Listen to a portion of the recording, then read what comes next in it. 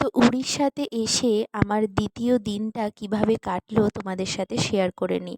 তো সকালে উঠেই লাঞ্চের প্রিপারেশন করে নিলাম, জিরা রাইস আর রাজমা। তার সাথে একটা ডিমের অমলেট ভেজেছি, ওটা আগের দিনের বেঁচে যাওয়া খিচুড়ি দিয়ে খাবো বলে। তো ও আমার জন্যও লাঞ্চ বানিয়ে নিয়েছি, বরের জন্য বানিয়ে নিয়েছি, ও তো খাওয়ার নিয়ে অফিসে চলে গেল।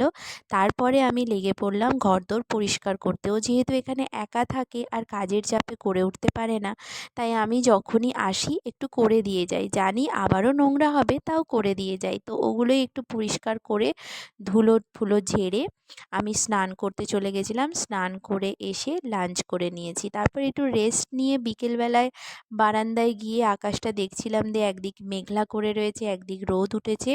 আর তারপরেই দেখলাম এরম গণেশ ঠাকুর আনছে। তো যেহেতু আগামী পরের দিন হচ্ছে গণেশ পুজো, তো সেই জন্য ওরা গণেশ ঠাকুর বোম ফাটিয়ে খুব ধুমধাম করে আনছে। তারপর সন্ধেবেলায় বর আসতেই রেডি হয়ে একটু ঘুরতে বেরিয়ে পড়লাম। তো পাশাপাশি মার্কেটে গেছিলাম, আর দেখো এরকম হাইওয়ে ফ্লাইওভার রয়েছে, তার পাশে দুদিকে এরকম দোকানপাতি রয়েছে। তো আমরা চিকেন আনতে গেছিলাম, আর তার সাথে বড়া, সিঙ্গারা, আর এটা একটা কি পিঠে ছিল, তো আমার নামটা মনে নেই। তো এগুলো এনেছিলাম, খেতে বেশ ভালো। যেহেতু এগুলো এদিকেরই স্পেশাল খাবার, তো খেতে ভালো হবেই। তারপরে আমরা বাইক নিয়ে চা খেতে চলে গেছিলাম। এটা হচ্ছে এখানকার একটা ফেমাস চায়ের দোকান, যেখানে শাড়ি দোকানে যেরকম ভিড় হয় ওরকমই ভিড় হয়। চায়ের টেস্টটাও ভীষণ সুন্দর। চা খেয়ে এসে একটা ফাস্ট ফুডের দোকান থেকে আমার বর চিকেন পকোড়া নিল, তো সেগুলো বাড়ি এনে খাওয়া হলো। আবার ওই চিকেন আনা হয়েছিল, ওটা রান্না করে রাতের ডিনারে চিকেন আর সাদা ভাত খাওয়া হলো।